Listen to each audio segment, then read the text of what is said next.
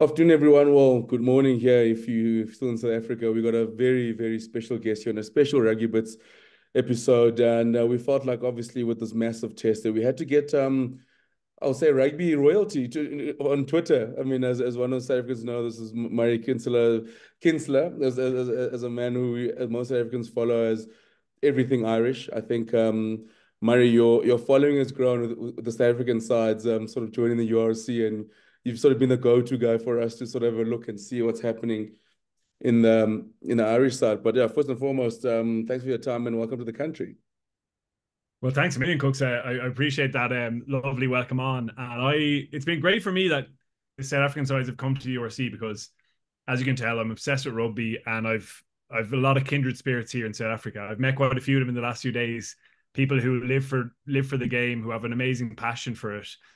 And it's been brilliant. It's been brilliant just even in a rugby sense to have South Africa in the Northern Hemisphere, in the URC. It's completely transformed the competition. And as we're going to get into, the rivalry between Ireland and South Africa has really got nice and spicy. And I enjoy this side of it. It's a lot of fun. I love the banter. I love the kind of mind games. I love Razzie's press conferences and all that kind of stuff. So it's great to connect with you and have a chat.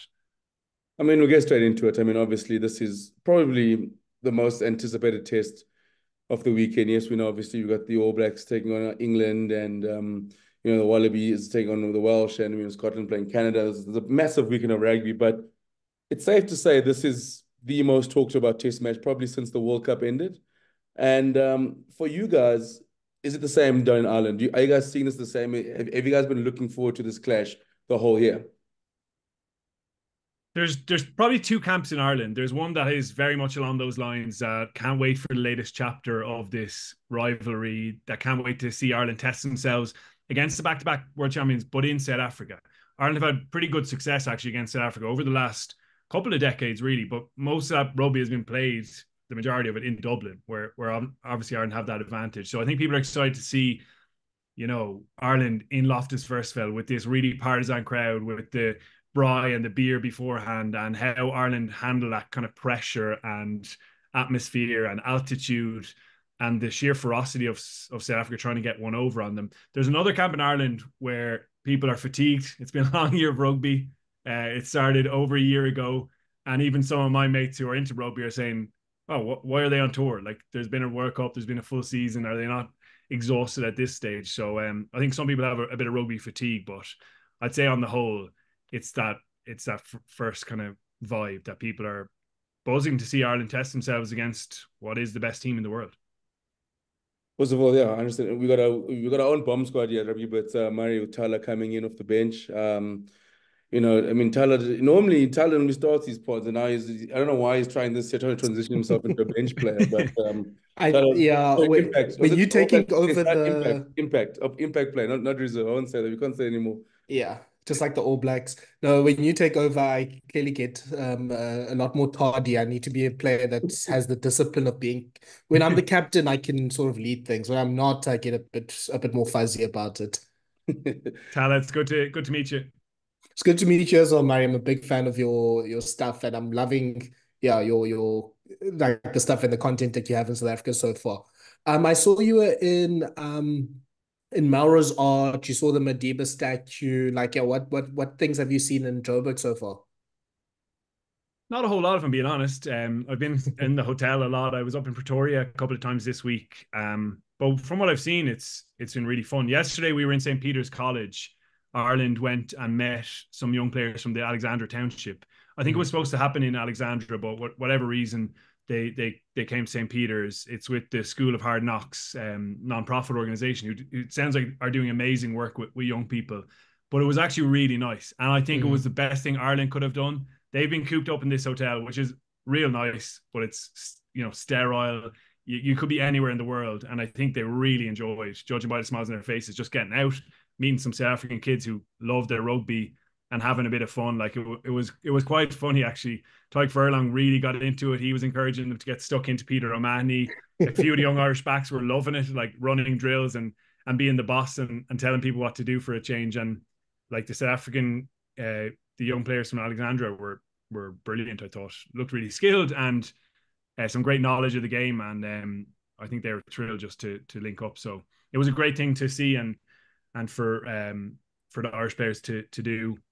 I've had lots of fun interactions with Uber drivers going here and there to press conferences. I met one guy called Itu Maleng in Pretoria, and he is possibly the biggest rugby fan I've ever met. As soon as he found out, I just been to the Springboks presser with Rassie, and when he found out that I just had spoken to Rassie, he rolled down his window, he started chanting out the window, started chanting Rassie, and he's going to the game. He's taking a day off on Saturday, and I think he's been saving up a long time, and he's buzzing for it. So that gave me a lot of energy, and I've met loads of people like that. Everyone I meet seems to either be related to or know like a current pro player or someone who's going to be the next big thing, and they're letting me know, watch out for this guy. So it's really, honestly, it's been an amazing experience so far. You're lucky the games are down in Port Elizabeth, and everyone will basically claim that they've no Siya Kolisi or they played some sort of role in him becoming Springbok captain. But I love how you say in Ireland there's sort of two camps. Like some guys have got that fatigue, some guys have got obviously keen. In South Africa, there's one camp. We have been waiting. After the Springboks finished their bus tour, we're like, okay, we are just waiting for the Irish to get here. Whether it's the URC teams playing Irish side, we've been like, I've seen guys taking notes about guys watching Connacht on a Friday night because they're just trying to get any sort of edge. You're like, because when these dogs get here, I mean, and Thala, you'd be the same. I think for us, it does kind of feel like, especially some of the chirps, like some of the Springboks and Russia say there's a bit of a chip on our shoulder, but like we haven't beaten these guys for a while, and they come in and they beat us in the World Cup, and so I definitely think for us we definitely up for it, and I mean I'm sure the Irish guys are as well, but it's Totally you can agree. I think for us in South Africa, I think it's almost the last time I've seen this much anticipation for a test match is normally the All Blacks. And that's a sort of level. The English, we just hate the English. So, I mean, we don't have to get up for that. But I say it's almost as par as an All Black test in terms of anticipation for us here in South Africa. No, definitely. I mean, yeah, I think just looking at the last time Ireland came to South Africa was, again, the year after World Cup, this time it's a new old coach, but a new coach, a new team. And yeah, the anticipation before 2016 is not anywhere near the level for 2024. Obviously, there's a big recognition.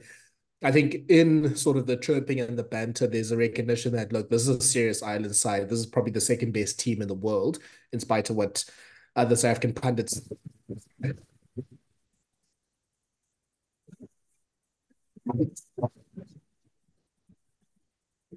I think we lost you in the mic there. Yeah, your mic just went off there.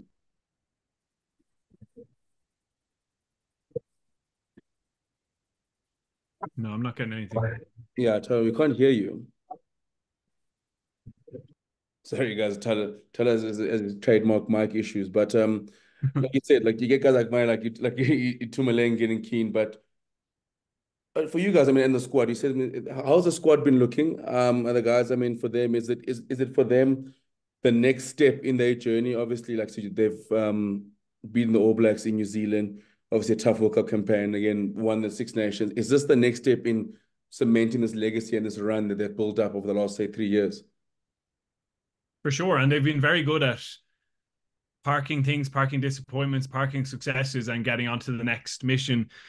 Obviously, the Springboks have been quite open about their mission in proving that they're number one. But Andy Farrell is good. Like, he's not as open about it, but he is good at framing these campaigns. And it's such a massive potential achievement on the line here for Ireland. Ireland have never won a test series, first of all. They've only ever won one test in South Africa.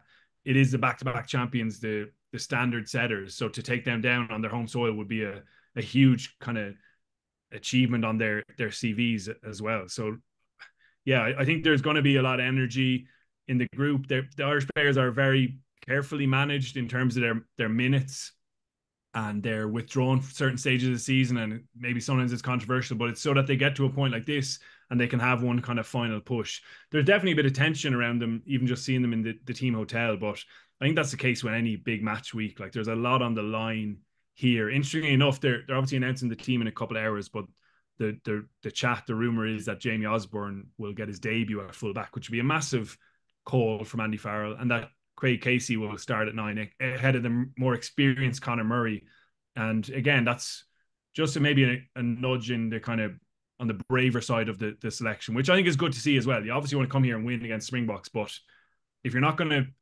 test guys now in an important series, when are you really going to find out about them? So yeah, that's the chat anyway. I was curious to ask you guys though, since you mentioned the relationship, like what is the perception? I'm struggling to really get a grasp of what is the South African perception of Irish rugby and Ireland. Like, is it seen as arrogant? Is it seen as above its station, or how do you guys generally? I know it's a big question. See Irish rugby. I think from my side, before you go, it's two camps as well. There's the big respect factor in terms of what you guys have done. So, especially under Joe Schmidt and especially under Andy Farrell, where I think a lot of South Africans recognize, especially ones who've sort of been watching European rugby before we got in the URC and sort of seen the Leinsters and the Munsters, and sort of there's a big respect factor in terms of like, yo, man, these guys have built this thing. I mean, they've lost basically 4 tests in 3 years or something stupid like that. Then there's the other camp where it's like, there's a bit of arrogance. They go like, these guys couldn't get past the quarterfinal.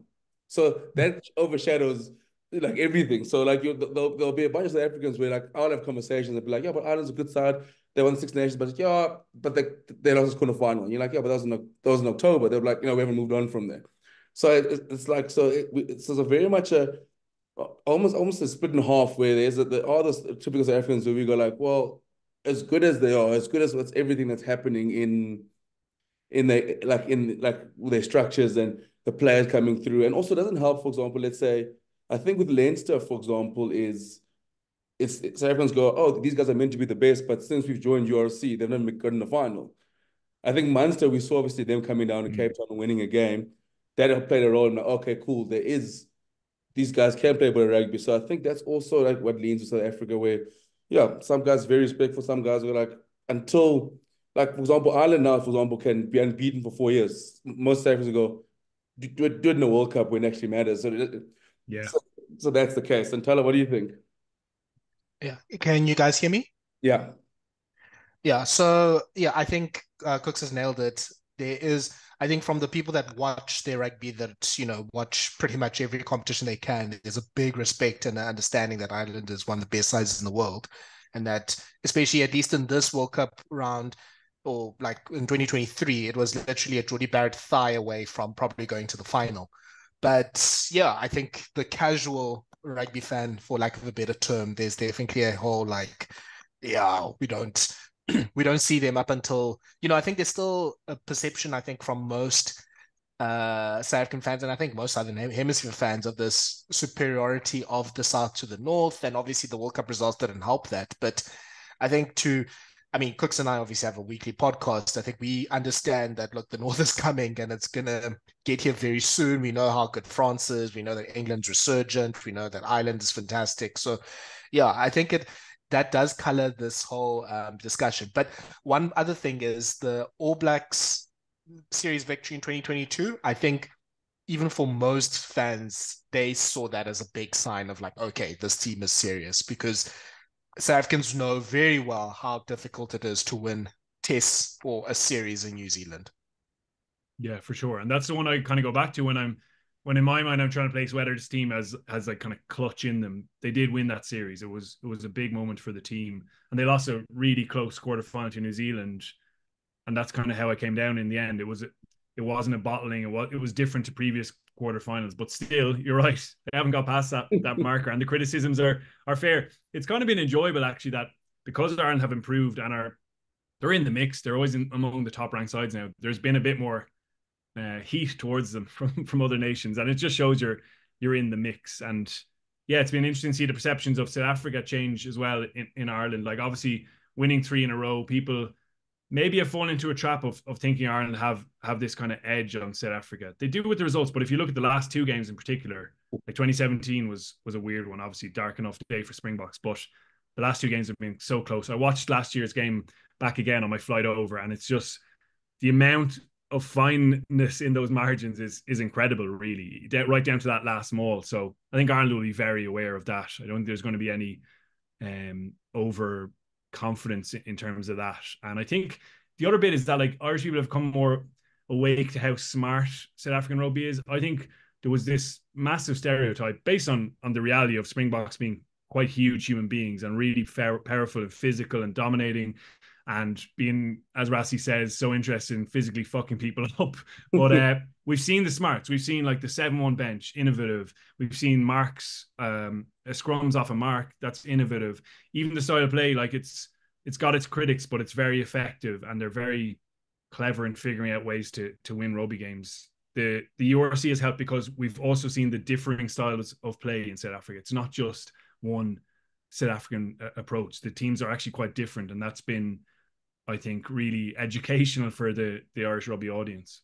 Can we clip this and send it to Sir John Kerwin, who says the Springbok style is not the future of rugby? We're going to clip that last part. But Murray, for you guys, I mean, for Ireland going into the weekend, where do you think for them they'll need to, what boxes will they need to tick to come and win this game on the weekend? Obviously, I think if you watch the last World Cup game, I think what stood out for us was the fact that they sort of matched the Springboks physically. They fronted up a lot, and that sort of was like probably a big eye opener for us. Where do you think for Ireland, again, where do you think the game will be won for them, and what do you think they'll need to do, especially playing in Loftus and in playing down here in front of a vocal Loftus crowd? They need to avoid getting annihilated at the scrum. That's the biggest concern in Ireland, I think, is the scrum, especially maybe line out more a little bit. But we saw what the Bulls were able to do to Leinster when they got an opening.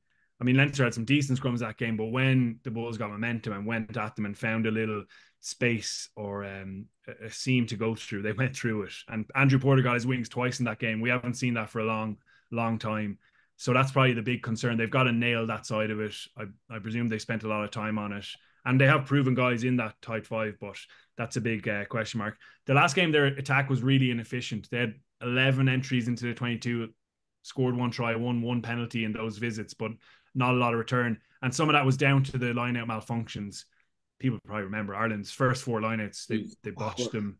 And there was there was a good line-out steal from the Boks. There was one where Kitshoff joins in from receiver, maybe a little bit early, and then a couple of bad throws, but it really kind of wobbled Ireland's game. So nailing that side of it will be massive. And they're very confident. They're very confident in those areas of games. They had great days at line-out. They had great days, obviously, in attack, but I think they are really aware that those areas probably need to be close enough to perfection to potentially compensate if the scrum isn't going as well as they'd hope. Murray, you mentioned that there's, we recording this before the team is announced, but there's obviously a lot of talk about Jamie Osborne playing fullback. So people that have watched the URC know that Jamie Osborne's been playing centre basically with Robbie Henshaw for at least half of the season now, that he's a good young player, is very strong, quite robust. So I know he played a little bit of in the back three for, I think, the under-20s, if I'm not mistaken. So yeah, what would come behind that reasoning for Andy Farrell to pick him? I know he has a big left boot, for example. Well, if confirmed, it is a big selection surprise. No one saw this coming at all. As you say, he's been a centre all season. He came through the underage ranks as a fullback predominantly. And he's actually different to most of this Ireland squad in that he didn't come through the school system. He's a youths player, a clubs player, which is really important, I think, for Irish rugby to have guys from different pathways coming into this level of rugby. He's very flexible. He's played on the wing for Leinster, both sides and both midfield positions. Under 20s, he was excellent at fullback, but over the last year, it's been in the midfield. His last start at fullback was November 2022, so it's a good way back. And that will be the concern, is that the time in the saddle, that's quite important for fullbacks, I would say. Even in club rugby, it just isn't there. And it's magnified in test rugby because it's I think it's still underappreciated how difficult a position is, given the positional demands, the concentration demands, the understanding of backfield, body language from out halves when they shape to kick, but they're actually going to pass. Do you close the gate on the edge, or do you sit deep in the backfield, especially when you're at altitude and the ball can travel that bit further? It's easy to get caught out and for the opposition kickers to find grass if you're not really on it. So they're the concerns, but the potential upsides are really big. This guy he's potentially really quite an elite player. I remember Johnny Sexton mentioning that when he saw him first in Leinster, he actually went to Andy Farrell and said, "You've got to watch out for this guy. He's got a really good feel for the game." He said he was the most talented back they've had in Leinster since Ringrose came through. And when he got into Ireland camp, he kind of lived up to that billing. He was excellent in the 2023 Six Nations, if I'm correct. Just training, he didn't get a cap. He would have got capped in this year's Six Nations, but he was injured for that. So he's been in squads right back to 2021, and he's got a lot of time around the environment. He's going to have a great understanding of how they play and probably what they do in that position. But it is really interesting and quite a bit controversial, I guess, that he doesn't play at fullback for his province, and now on the biggest stage he's going to do that. And there's been a couple of examples like that where clearly Andy Farrell sees things differently to how the province maybe view them, or where they pick certain players. Like Kieran Foley is a great example.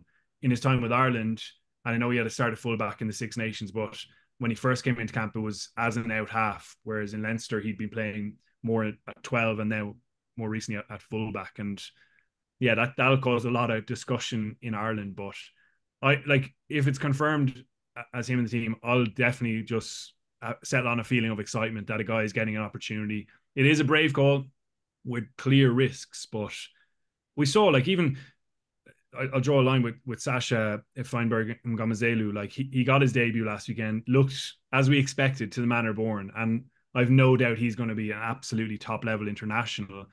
And when you know that about a guy, and these coaches do have a good sense of it, you just got to let them get on that road and get running. And I expect both those guys actually we'll be talking about them for over a decade to come. They're both really classy players. I was going to ask you guys about the Boks selection. Like, we've had a big surprise there. Has there been much in South Africa around surprise, or is it exactly as you guys would have expected? I won't say surprise. I think the Evan Roos one was probably the closest thing to a surprise, because obviously with Jasper Wiese suspended and Cameron Hanekom injured, and then Roos I felt he had a good game against Wales.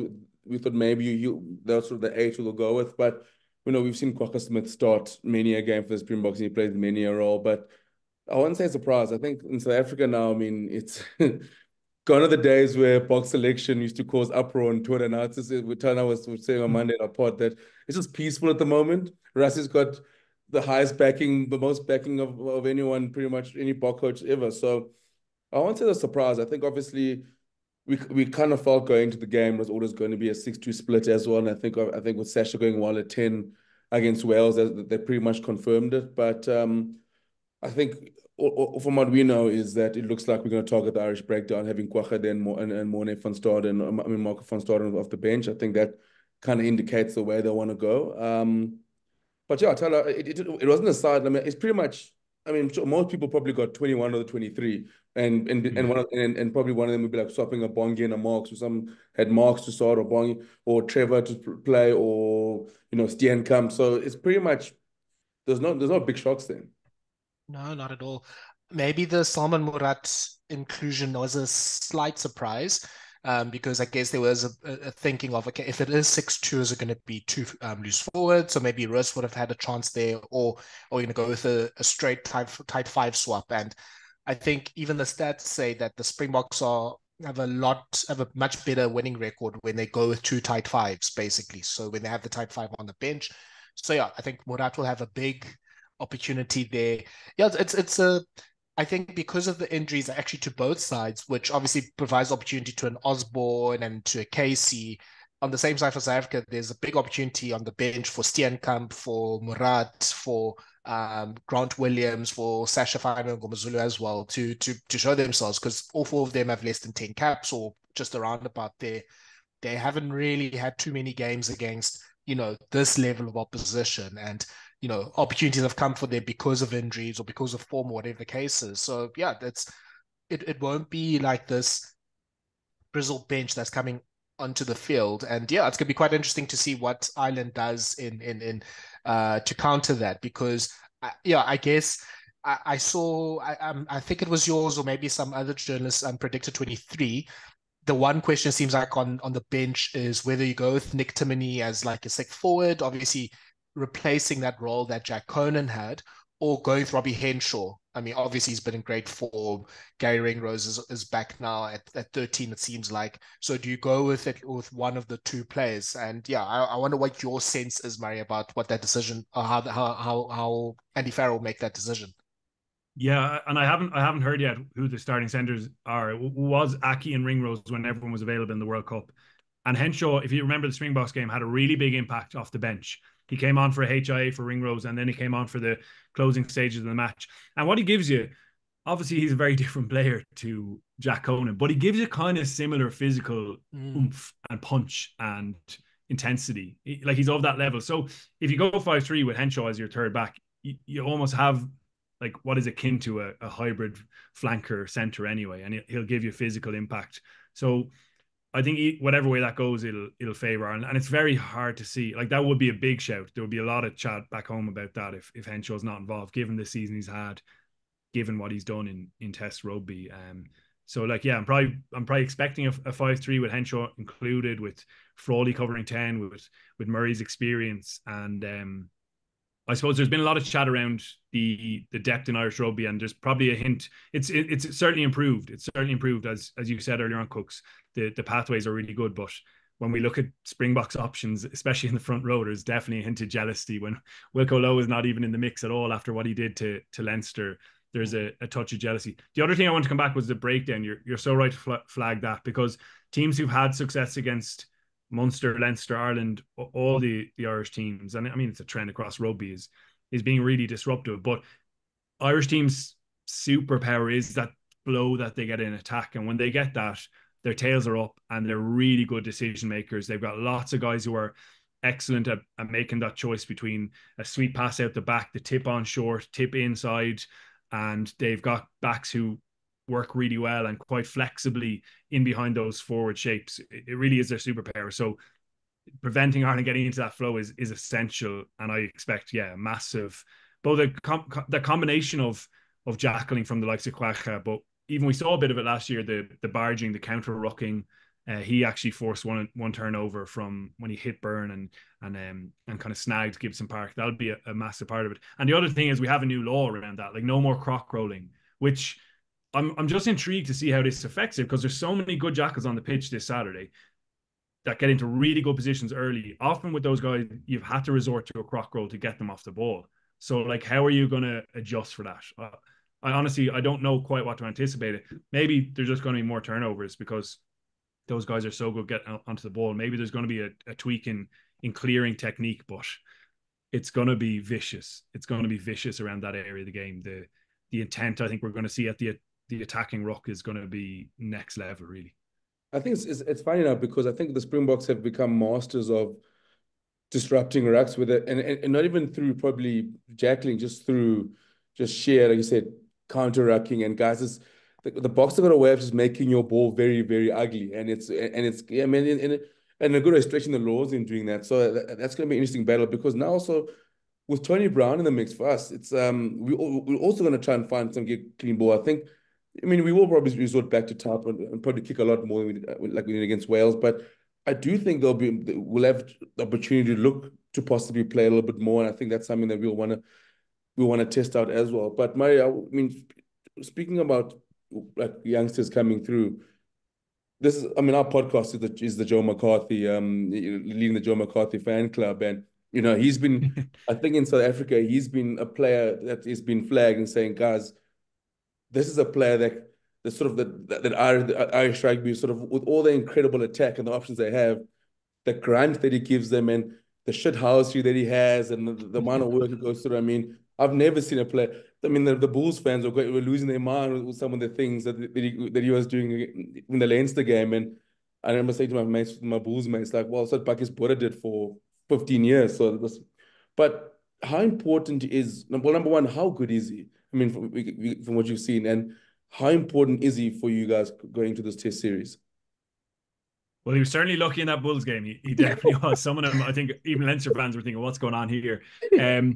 He's been excellent. He's had a kind of meteoric is the wrong word, because he was a kind of a late developer in school in Blackrock College, which is famous for producing players. He wasn't flagged at all the whole way through, right until sixth year when he he had a bit of a growth spurt and he looked like a prospect. He went into Leinster Sub Academy. There was still not much hype. He played in the AIL, the All-Ireland League kind of amateur club system and club game. And then he started to go, had to deal with an injury, and that allowed him to pack a bit more mass onto his frame. And when he got back from that, it just exploded for him. He's a player that Ireland were essentially missing, you know, a shithousing, tight head lock who actually has good skills as well. Like he can play. He loves a little kind of chicken wing offload, one-handed out the back door, maybe a little bit too much at times and has had to reel that in. He plays on the edge like ceaselessly, and he's had to work on his discipline.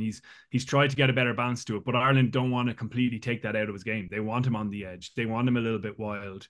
They want him to be like a Bakis Bota and a Eben Etzebeth and a guy who just disrupts your game. He was man of the match against France at the start of the Six Nations this year, which is a big moment for him because at the World Cup, I remember like right from the start of the preseason, they were telling us this guy he's ready to explode, and he didn't quite. You were even wondering, could he get into the into the starting side maybe even for one of those big games, but it didn't quite happen. And yet he still has edges to polish in his game, like really subtle things that sometimes people may not see, like being slow to a lift at a line out, or even getting a call wrong at times, maybe not quite nailing a slot on a maul. That stuff he's getting better and better at. And when he gets into the right slot at a maul, he can drive you to the cowsheds and back. Like he's a freak in terms of his power and his ability to move as well. You've seen Leinster and even Ireland at times, they actually use him as a strike weapon on second, third phase of their set piece kind of power plays. That's how mobile and powerful and good at accelerating he is. But I can only imagine that Rassie is saying to Eben Etzebeth, like, show this guy what it is to be the enforcer in a test match. And I think that'll be the challenge for him. Like, they're going to come for him. They're going to try and put him under pressure. They're going to try and piss him off so he gives away penalties. And then on the flip side, I'm sure that Andy Farrell is saying, Rassie doesn't even know your name. He called you MC McCarthy. Like, he doesn't know your name. Make sure that at the end of this test, he knows your first name. And he knows that you're called Big Joe in Ireland. So I'm fascinated to see how the Boks try to get at him and how he handles it. He's an energetic character. He seems to be quite popular amongst the squad and brings a bit of crack off the pitches as well. So yeah, he's been a big find for Ireland in short, and definitely of that, you know, scrummaging on the tight head side, mauling, tackling, powerful in contact, and is now adding kind of flourishes to his game. So he's been important. I'm glad to hear that he's got a fan base down here as well. It's funny, in Ireland there's so many young lads now with the mullet. You go to the games and they've shaved off the sides. They have these really wispy. I don't know if it's a good thing. I don't know if it's a good thing. Yeah, I don't know. I'd say their parents aren't happy, but honestly, there's loads of them at the games now, and he's and that's great. Like, we need these guys. We need like those kind of people who have a bit of a trademark and that young fans latch onto.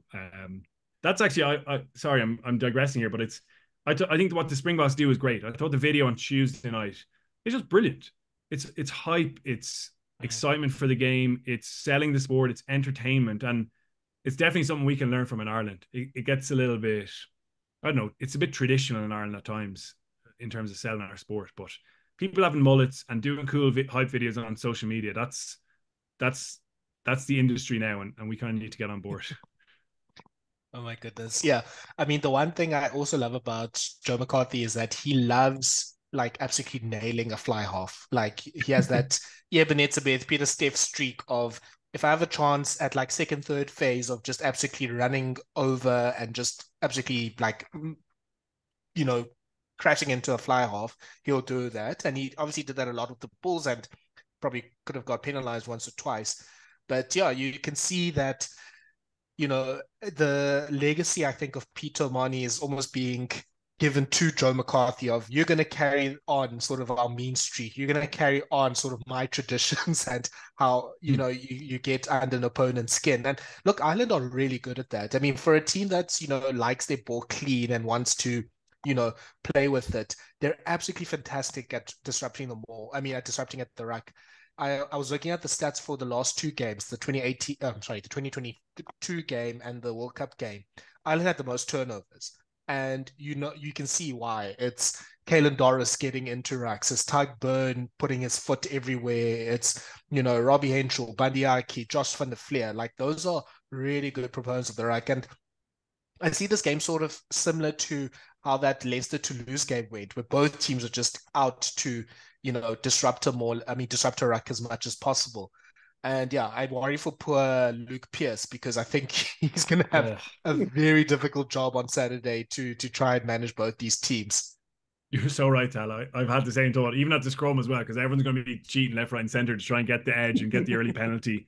And that's going to be a massive part of it. How he's been really good though, hasn't he? Like I think he's been really unlucky not to get bigger games on a more regular basis the last year or two. Like, he's been really excellent, but unlucky to miss out a few of them. He's going to have just such a tough day. The other bit is like, and there's been a bit of chat around this, is obviously people here were really familiar with Sexton. He played the last game, and now we've got Jack Crowley, and you guys have seen how he's settled in really quite well and surprised people. It hasn't been as much of a shuddering, jarring transition as people expected. He came in against France in that game. He looked assured all through the Six Nations, and yeah, he looks like a guy who loves that big stage and isn't phased by it. He gets stuck in physically as well, a la Sexton, which is really important, especially when you're trying to take ownership of a team. I think your forwards need to see you getting stuck in and putting your body on the line. It helps a lot. But yeah, and the Springboks have been really complimentary about him, both Rassi and Andre Pollard, pointing out how good a job he's done. But again, I'm sure behind closed doors they're saying, if it's Craig Casey and Jack Crowley, they've never been to a Springboks test in Loftus, and let's see how they handle it. I mean, I think in South Africa, I mean, we did watch him. Poor Cape Townians, we did watch him help absolutely boss the URC final for Munster. We watched him obviously in that Bulls game here this year. To add Loftus, the one Munster one as well, again has another good game. So I think it's the Jack Crowley, especially for us, it hasn't been a big talking point, because I think we've sort of been exposed to him now, and we know we can play, and obviously we'll put him under pressure. But Murray, before we let you go, the big talking point, obviously, when these teams come to altitude, and the interesting part that Thala brought up in our pod is that Glasgow actually said that after when they came for the final, having been here a month before, they sort of felt more acclimatized, used to it. They got used to it. They'd been here a month before. Now you look at Leinster, for example. Some of the Leinster players, the Irish guys from Leinster, that was their first time playing in South Africa in the but now they were here. What, 4 weeks ago they were here? Most of them, and Munster's obviously won a game in Pretoria. Do you think with the URC and some of the guys having that exposure to altitude, they don't obviously have, it's not playing as big as all of their heads as, let's say, 2016 when they came here, and they've never played in altitude before? For sure. It definitely helps they've been here so recently, and Ireland have been adamant that it's not going to be a factor. Actually, my cat, we asked him about it, and he just said, no, it's not a thing. It's just rugby. And he said some of these South African guys, they don't play at altitude all the time as well. They're coming up to play here as well, which is a fair point. I don't know. Now I'm torn. I've seen sides struggle with it. I've spoken to people who say it's like breathing through a sponge in the last 20 minutes and you're dying, but Glasgow clearly weren't that affected by it. Yeah, they clearly weren't that affected by it. And it hasn't been, maybe because we've been discussing it quite a bit recently in Irish rugby, it hasn't ended up being a big talking point this week, but I'm sure physiologically it is a factor, and Ireland will need a big bench impact, which they got last time against the Springboks. I thought they got really good bench impact with a 5-3. Now, some of those guys who were playing that day, Ian Henderson, he had a big impact. He's not around, obviously, but they got that, and they need to get it again, because it's going to take a really complete 80-minute performance. I actually went to test the altitude yesterday. I went down to the gym. I did some intervals. Now, I don't think I got far enough into the session for the altitude to kick in, but I was dying. So I'm definitely not fit enough to do anything at altitude. But I'll be interested to see. I think around the kicking as well, I mentioned earlier on, it is a big factor. And Leinster, I thought, didn't really use that, or they didn't adapt to it that well. I actually thought the Bulls caught them out with the length of the kicking. Leinster's backfield was too shallow at times. Then in the second half, they set up deeper, but they just gave up opportunities to the Bulls in that kicking game.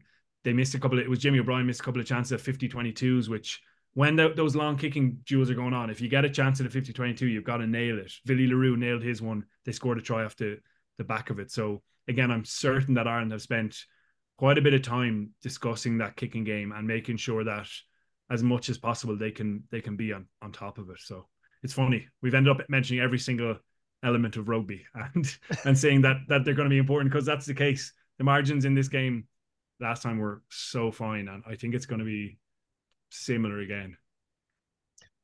Murray, at least the last question from my side is, I mean, I think Ireland has a very good chance of winning, the test. I mean, yeah, it's not even out of the question that they win the series 2-0. I mean, it'll be a bit of a surprise here, but I think they're a good enough team to do that. We saw what they did in New Zealand. If Ireland wins on Saturday, the person who needs to have like a fantastic game is who?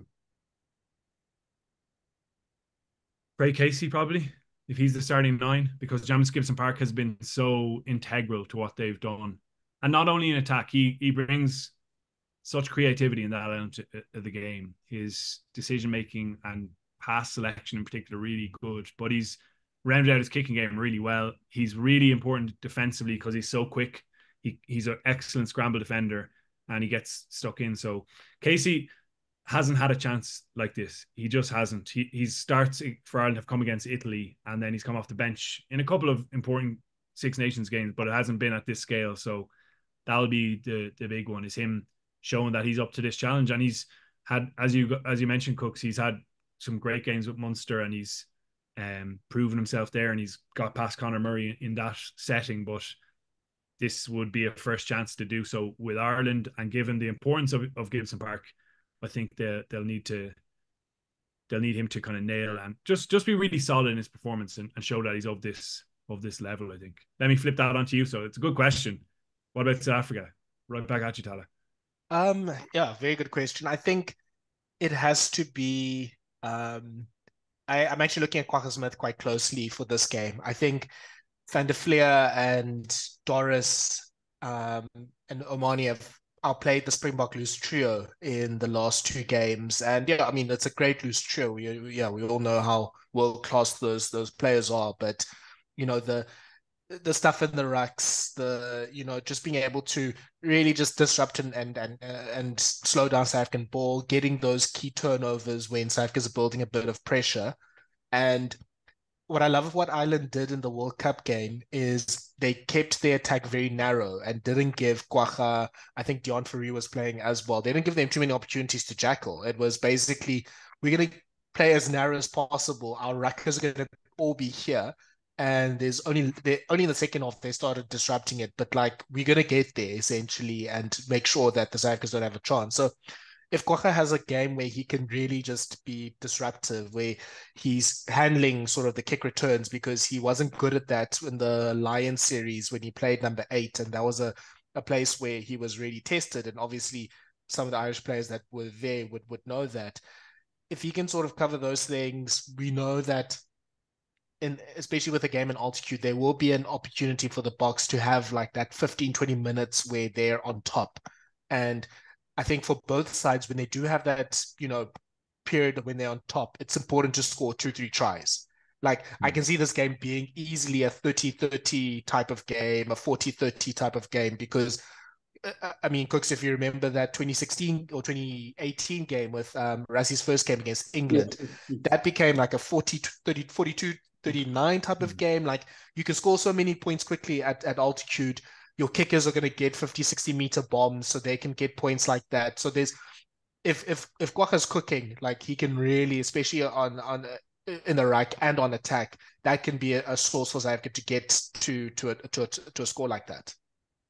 Yeah, I think for me, I think it's Vincent Koch is the player who's going to have to have a great game off the bench, because Andrew Porter goes so deep.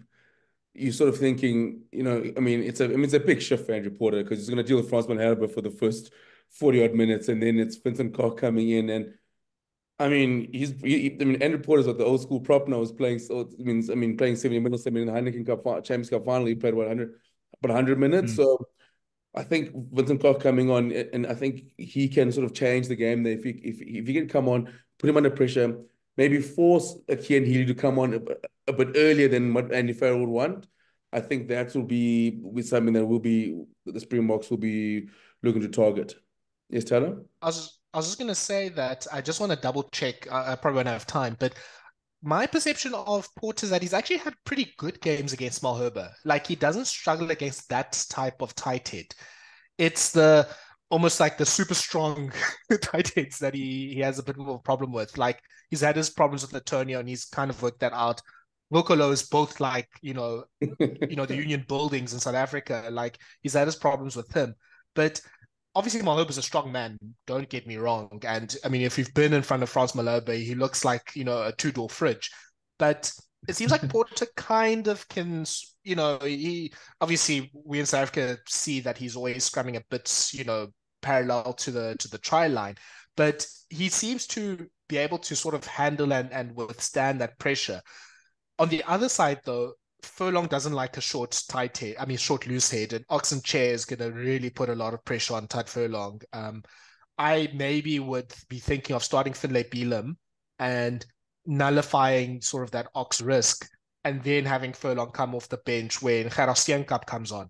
But and yeah, even with that, maybe even having Ronan Kelleher start because he seems like a better scrummaging hooker than what Sheehan is.